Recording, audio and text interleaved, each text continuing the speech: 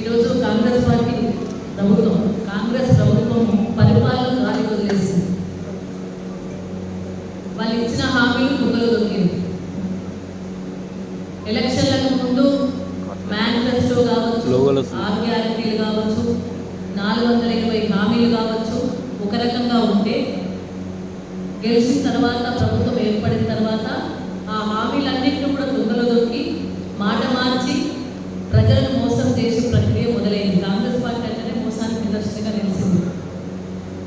మరి ఇప్పుడు జరుగుతున్న ప్రక్రియ తెలంగాణలో వర్షాలు ప్రారంభమైన, వర్షాలు మొదలైనవి. ఎండలో చెడగొట్టు వర్షాలే కావచ్చు, ఎండాకాలం వర్షాలు వచ్చి పడుతున్న సందర్భంలో కనీసం వర్షాలు పడితే ఆ కలిసిన ధాన్యాన్ని తొందరగా కొనాలి. ఇంకా ధాన్యం కొనే పరిస్థితిలో ఉన్నారు. ఇప్పటికే దాదాపు 55% మాత్రమే ధాన్యం కొనుక్కోలేదు. ధాన్యం కొనుగోలు కాలేదు. తుకాలు పోసుకుంటున్నారు. మళ్ళీ పంట వేసుకునే సమయం వచ్చింది. ఇప్పటివరకు రైతు బంధు దిక్కు లేదు.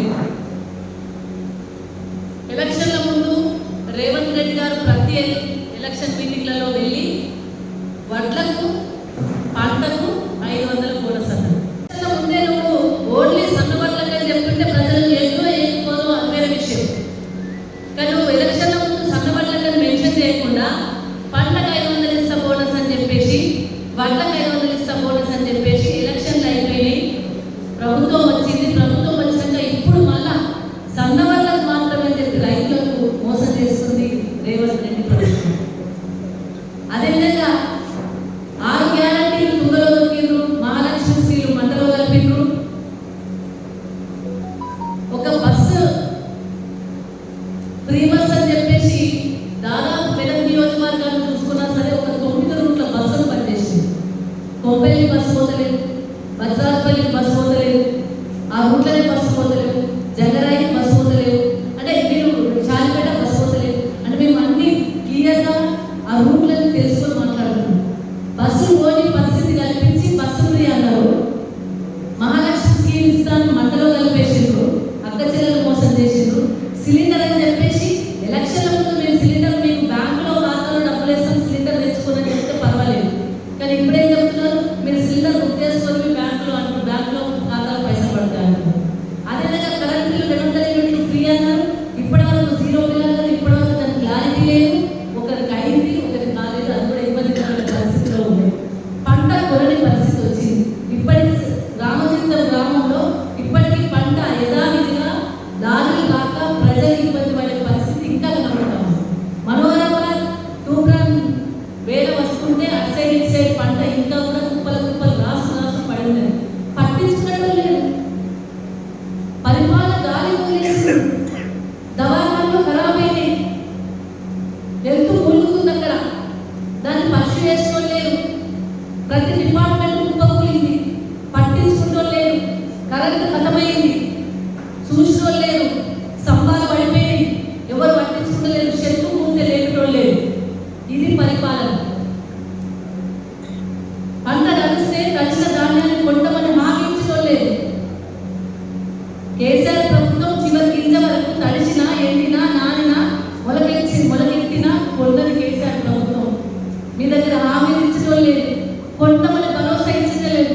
రైతుకు భరోసా దొరుకుతలేదు. రైతు పరిశ్రమలు ఉన్న రైతు ఓవైపు అకాల వర్షాలు, పిడుగుబడి గొర్రెలు చచ్చిపోతే ఆరపల్లిలో ఇప్పటి వరకు కనీసం వాళ్ళని పట్టించుకొని నష్టపరిహారం ఇస్తామని చెప్పిన నాలుగు లేదు. ఎలక్షన్ల ముందు ఒక మాట, ఎలక్షన్ తర్వాత మాట మారుస్తున్నది మీరు. ఇంత వర్షం పడుతుంటే ఎమ్మెల్యేగా కనబడతలేదు. ఎక్కడ పంట నష్టం జరిగిందో చూసుకోలేదు. వడ్ల రాష్ట్రాలకు పోయేటోళ్ళు లేడు. కొండరాకుండా అడగటోళ్ళు లేదు. అధికారులు, పరిపాలన, అదేవిధంగా ఎవరైతే ప్రభుత్వ పరంగా వాళ్ళు కూడా గాలి వదిలేసింది. రైతు భరోసా ఇవ్వండి, రైతు బంధు వేయండి, 500 వడ్లకు కొనండి. సన్నవారితో తోడువారితో ఏమైనా రైతు పండించింది పంట ఆ భరోసా ఎక్కడ రైతు ఏది అనుకూలంగా ఉందో పంట పండించుకుంటే ఆ పంటను కొనే విధంగా కేసీఆర్ చేసిందో మీరు కూడా అదే విధానంలో రైతు పండించిన పంటను కొనాలి తప్ప రైతు రోడ్డు పండిసి ఆసన పండిసి ఇస్తాను. సన్నవాళ్ళు ఆల్రెడీ నువ్వు ఇచ్చి 500 ఏందయ్యా, 500 కంటే ఎక్కువ పైసలు కొంటే మధ్య వాళ్ళు కొనుక్కోపోతా ఉన్నారు. సన్న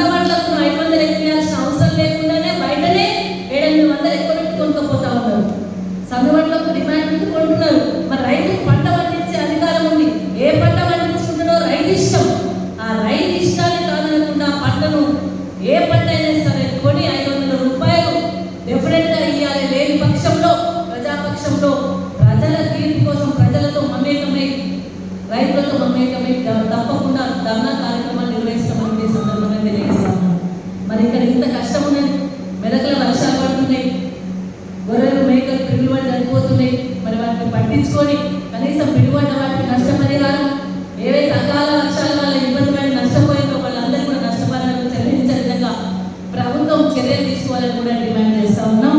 ఒకవేళ ఈ పంట కూడా ఈ 2-3 రోజులలో అధికారులు దృష్టి పెట్టి పంట కూడా విధంగా చేయాలి. ఎమ్మెల్యే గారు ఉన్నారో లేరో, మరి ఎక్కడ ఉన్నారో కరెంట్ కనబడతలేదు, ఎక్కడ వర్షం పడకలేదు, ఎక్కడ వర్షం చూసినట్లయితే కనబడతలేదు.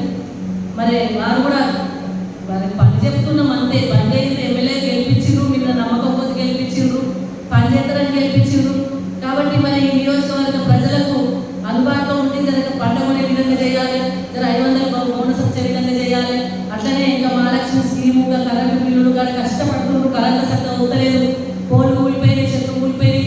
మరి పట్టించుకోకపోతే చాలా ఇబ్బంది అవుతుంది. అధికారులను ఆదేశాలు జారీ చేసి వెంటనే అవన్నీ చేయించే విధంగా చేయండి. ఇంకా పక్కులను ప్రతిపక్షాలను తిట్టడం బంద్ చేసి జర ప్రజల మీద, ప్రజల అభివృద్ధిపై, ఈ నియోజకవర్గ అభివృద్ధిపై దృష్టి పెట్టాలని చెప్పేసి కోరుకుంటూ అందరికీ నమస్కారం. జై తెలంగాణ.